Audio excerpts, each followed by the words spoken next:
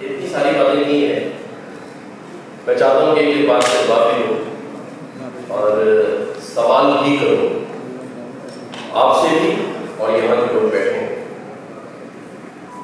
आप सब लोग जो अपने अपने शोबों में बहुत कामयाब हैं और अल्हम्दुलिल्लाह हर एक शख्स आज ये कह सकता है कि उसने इसी वतन, इसी पाकिस्तान से अपना नाम और बहुत कुछ कमाया।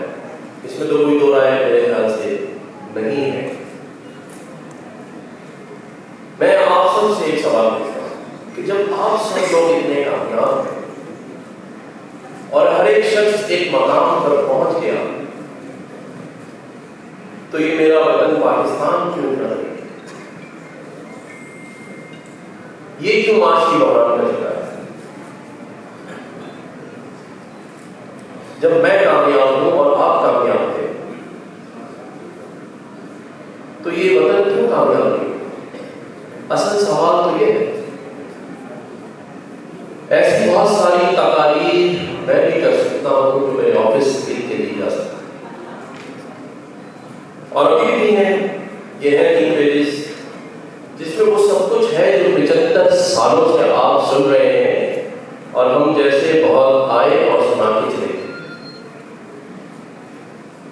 सुनने के बाद आप पर क्या असर हुआ और सुनाने वाले ने उस पर कितना अमल किया, यह है सवाल।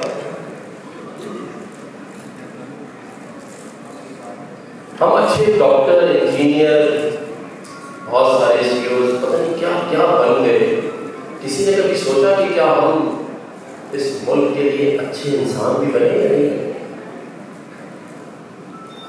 हम इंफरादियत और मुनफरादियत में सबसे आगे हैं। बड़ा टैलेंट है हमारे पास, कभी बेवकूफ बनाने का और कभी आवाम के दिलों और जज्बों से। लेकिन क्या है किसी के पास इस सवाल का जवाब कि 75 सालों में इस मुल्क के साथ हमने क्या किया? जिस हिंदुस्तान से आंखें टकराते थे, जिससे आवाज बुलंद करके बात करते थे, आज वो दुनिया में $650 बिलियन के रिजर्व के साथ अपने मुल्क को संभाले बैठा है। उस बांग्लादेश को, उन बंगाली भाइयों को जिनको हम 2% का कहते थे, आज $97 बिलियन के रिजर्व हैं। नहीं मुनमान साहब भाई, हम क्या बातें कर रहे हैं? 1 और 2 बिलियन डॉलर के लिए ये पाकिस्तान IMF के सामने हाथ फैला रहा है और हम खामोश तमाशाई हैं। तो सबसे बड़ा मुजरिम इस मुल्क में वो है जो खामोश है। 75 सालों में आज उसकी मईशत का ये हाल है कि जैसे मुट्ठी में रेत निकल रही है, बिखर रही है। ये मुल्क माशी तौर पे और माशरती तौर पे दोनों एतबार से एक लाइन में है, नीचे। हम किस बात की खुशियां मना रहे हैं? और आज भी हम इस आवाम से पूछ रहे हैं कि कैसे चलेगा पाकिस्तान। आज टीवी टॉक शोज में फर्क ही नजर नहीं आता कि हुकूमती वजीर है या अपोजिशन का नुमाइंदा, क्योंकि है तो दोनों ही कसूरवार। कुछ नहीं दिया, इनफरादी तौर पे सब कुछ बन गए। नहीं बना तो ये मेरा वतन नहीं बना। किसी ने सिर्फ का नहीं बताया कि क्या करना है, किस तरफ जा रहे हैं। सब अपनी अपनी पे लगे हैं, सब अपनी अपनी मनमानी में लगे हैं। और किसी शायर ने खूब कहा है कि उम्र से फरे हुए सफर खा रहे हैं हम। 75 साल से एक उम्र से फरे हुए सफर खा रहे हैं हम, मालूम ही नहीं किधर जा रहे हैं। हमें नहीं पता हम कहां जा रहे हैं, हमें किसी ने बताया। हमें तो सिर्फ तकरीरें सुनाई है।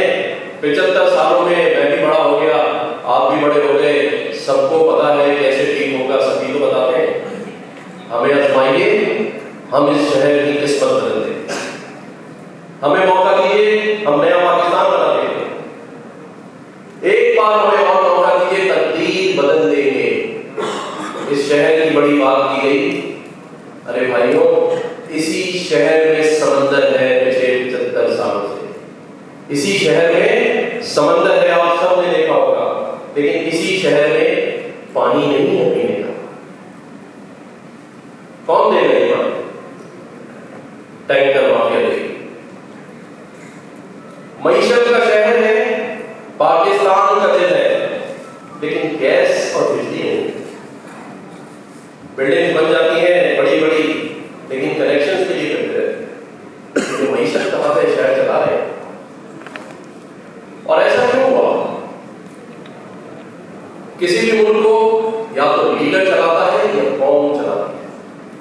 माजरत के साथ न लीडर है और ना कोई कौम है, हम सब एक हुजूम है, और वो हुजूम अपने अपने मफादात के लिए लड़ रहा है। अगर कौम होती तो किसी पंजाबी भाई से पूछते कि तुम कौन हो, तो वो ये ना कहता कि मैं सियालकोट का हूं और दूसरा कहता कि मैं फैसलाबाद का हूं। अगर कौम होती तो कोई बलूचिस्तान का भाई ये ना कहता कि मैं चाकी का हूं और मैं ज़ियारत का हूं, और कोई खैबर पख्तूनख्वा का भाई स्वात और मलाकट की बात न करता, और कोई सिंध का साथी और भाई शिकारपुर और लाड़काना की बात न करता। सभी कहते हैं कि हम पाकिस्तानी हैं। और जिन मुल्कों ने तरक्की की है उनकी मिसालें मौजूद हैं। आ जाए जिन्होंने हमारे साथ तरक्की की है, तुर्किया की मिसाल ले लीजिए, और वहां जाकर किसी शख्स से पूछ ले कि तुम कौन हो, तो वो बड़े फख्र से कहता है कि मैं तुर्क हूं। बड़े फख्र से कहता है। चले जाइए मलेशिया में, अगर टैक्सी ड्राइवर शक्ल से चाइनीज है और है भी चाइना का, लेकिन जब उससे पूछते हैं कि तुम कौन हो, तो वो कहता है कि मैं मलई हूं। हम में नेशनलिज्म खत्म हो चुका है, पाकिस्तानियत दूर दूर तक नहीं है। हम कैसे ठीक हो सकते हैं? हम बेहिसी का शिकार है। हम में इतनी बेहिसी है कि हम बड़ी बड़ी गाड़ियों में शारे फैसल से गुजरते वक्त अपने सीधे हाथ पर पड़े मोटरसाइकिल सवार बीवी बच्चों समेत जख्मी शख्स की कोई मदद नहीं करते। हम कभी गाड़ी के खराब होने का डर और कभी पुलिस का खौफ, खुदा का खौफ नहीं है। मेरे भाई ने बात की कुरान और उसकी तफसीर, तो ये सच है कि कुरान में लिखा है कि इंसान खसारे में, और हम हैं खसारे। क्या हासिल किया हमने? अपनी जात में अंजुमन बन के फिरते हैं, और अब तो सभी रोजाना सिर्फ व्हाट्सएप की दुनिया में रहते हैं। कहाँ है हमारा कल्चर? कहाँ? कितने दोस्त मेरे बैठे, कौन हफ्तों हफ्तों की बहनों के घर नहीं जाता, अपने भाइयों को नहीं बुलाता, अपने रिश्तेदारों से तो मिलना ही खत्म कर चुके। तो जब हम बेहिसी का भी शिकार है, मजबूरियों का भी शिकार है, और फिर हुक्मरान भी ऐसे कि माशाअल्लाह सभी को मौका मिला है। कोई ये नहीं कह सकता कि मुझे मौका नहीं दिया इस मुल्क ने, सबको मौका दिया है। तो हमने क्या किया? आज मेरा आपसे सवाल है, क्या किया? लेकिन चले नहीं किया तो कर लेते हैं। और किसी शायर ने फिर तो कहा, क्या भाई ने कहा सारे शेर सुना देना चाहिए। मैंने कहा ठीक है।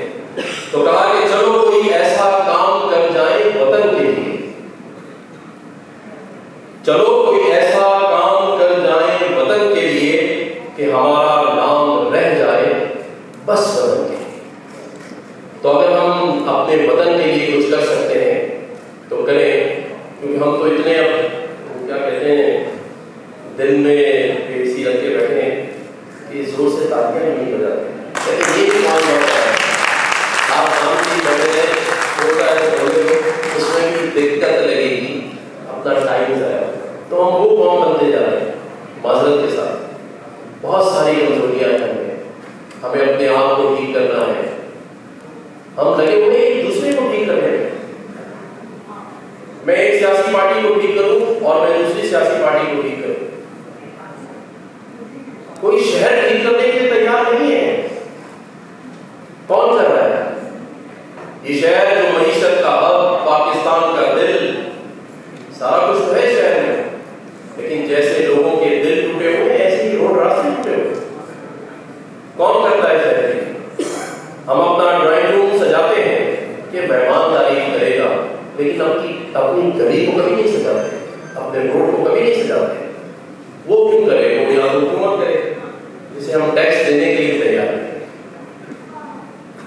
हुकूमतें टैक्सों पे चलती हैं। हमने अपने बड़े बड़े घर आशियाने बना दिए, मुल्क को क्या दिया? अभी रमजान आएगा, बहुत सारे तो समय डिक्लेरेशन फॉर्म साइन करते हैं कि हम पे ज़कात नहीं करते और बैंक में जमा करते, हम ही कर रहे हैं। तो जब आप उनको ज़कात भी नहीं देंगे, उसको टैक्स भी नहीं देंगे और फिर बैठ कर तनकीद भी करेंगे, तो ऐसा नहीं होगा। हम सबको मिलजुल के काम करेंगे। और चले, अगर रियासत कुछ नहीं कर सकी तो हमें आगे बढ़ना चाहिए। कम से कम 1+1 फॉर्मूले भी अमल करते हैं कि अगर आज खुद है कुछ साहिब हैसियत, तो अपने अतराफ में, अपने खानदान में देखें कि जिसका हाथ पकड़ के उसको आप वो जिंदगी दें, तो आपकी जिंदगी। क्योंकि कुरान ने ये कहीं नहीं कहा कि अपने गरीब रिश्तेदारों को सिर्फ ज़कात देते रहो। तफसीर से हमने कुरान में नहीं पढ़ा, ये हमारी तर्जुमा नहीं आता। हम नाम के मुसलमान हैं, 50 सूरतें और 50 सूरतों का तर्जुमा किसी को नहीं आता। हमें अच्छी नमाज भी नहीं पढ़ना आती। हाँ, लेकिन फिरकों में इस हद तक आगे चले गए कि हर एक को जलील करने में और उसको नीचा दिखाना हमें जरूर आता है। हमें बहुत अच्छी अच्छी ऐसी चीजें आती हैं जिससे हम लोगों को मरूर कर सकते हैं, बेवकूफ़ बना सकते हैं। कभी 1 करोड़ नौकरियों के नाम पे, कभी 50 लाख घरों के नाम पे, लेकिन मिला किसी को कुछ नहीं है। और जिसने हासिल कर लिया वो अपनी जात के लिए किया, इस मुल्क पे कोई एहसान नहीं किया। कमाया इसी मुल्क से है, लेकिन बड़े फख्र से इस मुल्क की बुराइयां करते हैं। जहां बैठेंगे इस पाकिस्तान की बुराइयां शुरू करते हैं। कभी तो सोचिए, अगर आपके घर में एक औलाद आपकी खराब हो या किसी मसले में हो, तो क्या पूरे शहर में डंडोरा पीटते हैं उसका? लेकिन हम पाकिस्तान का डंडोरा पूरी दुनिया में पीटते हैं। जिससे खाया, जिससे कमाया, उसी के खिलाफ बात करते हैं। तो खुदारा सोचिए कि जहां हमने पहुंचा दिया है इस मुल्क को, इस वतन को, और आज वो निकलता जा रहा है हमारे हाथ से, महंगाई के दलदल में, बेरोजगारी के दलदल में, स्ट्रीट क्राइम देख लें। क्यों है? जब लोग बेरोजगार होंगे तो क्या करेंगे? जब आपको बड़ी बड़ी गाड़ियों में देखेंगे तो भी तो शुक्र करेंगे हमें लूटना शुरू नहीं किया, मारना शुरू नहीं किया। वो दिन दूर नहीं है, मैं आपको हकीकत बता रहा हूं। उस दिन से डरे जब लोग अपना हक छीनने के लिए आपको गाड़ियों से उतार देंगे, क्योंकि वो ये पूछेंगे कि हमें तो पीने का पानी नहीं है, गैस नहीं है, बिजली नहीं है, तो तुम इतने बड़े बड़े कॉन्वॉय के साथ कैसे चल रहे हो? और अब ये मिसाल आपको श्रीलंका में नजर आई है। तो हमें अपने बच्चों की हिफाजत के लिए, अपने कारोबार की हिफाजत के लिए आगे आना पड़ेगा। अपने पाकिस्तान के फ्यूचर के लिए, अपनी यूथ के लिए। क्या फ्यूचर है उसका? 60% यूथ है पाकिस्तान, यंग जनरेशन। क्या है इसके? जब आपके मुल्क का टैलेंट, जो गोल्ड मेडलिस्ट है, जो अच्छा पढ़ लिख जाता है, वो मुझसे बाहर जाना चाहता है। आज अच्छा बड़ा बिजनेसमैन चाहता है कि मैं दुबई या यूके में अपनी रिहाइश करूं, पाकिस्तान में क्यों है? हमारे पास तो सब कुछ है। तो अगर ये दो लोग जो मईशत को चला सकते हैं और जो टैलेंट पाकिस्तान को चला सकता है, ये दोनों ही मुल्क से बाहर जा रहे हैं, तो फिर बचेगा कैसे? कैसे रोकेंगे? और उसको रोकना हम सबका काम है। कोई मसीहा नहीं आएगा, ये सिर्फ बातें कि हम आए तो ये कर दें, कोई नहीं कर सकता। मैं आपको हकीकत कह रहा हूं। मर्दमशुमारी करने 100 और बनाने, 24 के बजाय 50 करोड़ शामिल करने, हाँ अपनी सीटें तो निकल जाएंगी, लोगों का क्या होगा? जितने गिरे हैं उन्हीं को नहीं कुछ दे पा रहे, तो जो डबल कर रहे हैं उनको क्या देंगे? कौन है जो देगा? तो बातें तो बहुत प्यारी प्यारी मैं भी कर सकता था, दिल को बहलाने वाली, लेकिन इससे काम नहीं चलेगा, हकीकत नहीं चलेगा। हमें आज़म करना होगा, हमें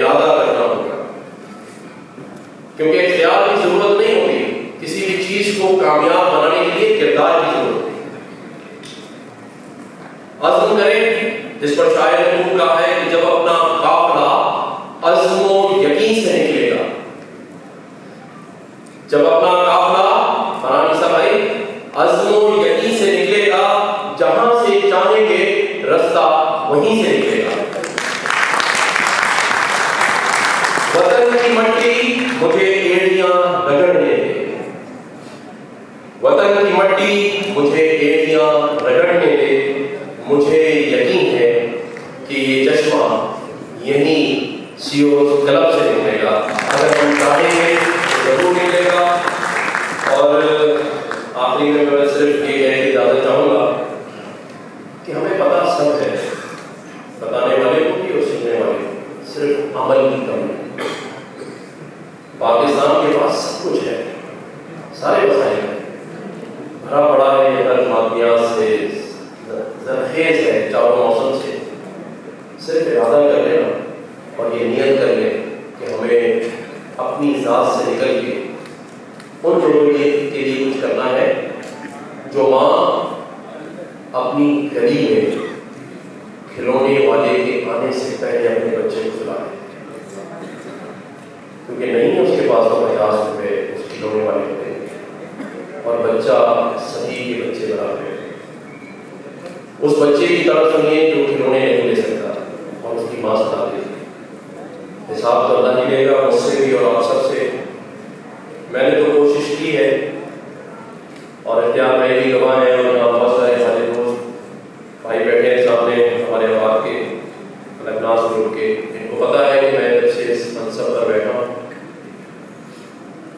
इस खौफ और इस डर से मुझे जवाब अल्लाह को देना है। बहुत सारे माफियात से उलझ बैठा और यकीन करिए कि सिर्फ इसलिए कि अल्लाह ने मोहलत दी है। जो अभी वो कह रहे थे कि मैं हमेशा कहता हूँ कि ऐसे काम करने हैं कि हम लोगों के दिलों में उतरे, न कि उनके दिलों से उतर जाए। तो उलझ बैठा हूँ और मैं चाहता हूँ कि आप सब भी अपनी अपनी हैसियत में उन लोगों से उलझे जो इस मुल्क की, इस शहर की, इस सूबे की तरक्की नहीं चाहते। तो आखिरी शेर के साथ इजाजत चाहूँगा कि जो गरीबों का दिया उनके थम जाती है, जो गरीबों का दिया खून के थम जाती है, ऐसी कमजोर हवाओं से उलझ बैठा। अर्श वाले मेरी तौकीर सलामत रखना, फर्श के सारे खुदाओं से उलझ बैठा। पाकिस्तान जिंदाबाद, पाकिस्तान जिंदाबाद। Thank you very much.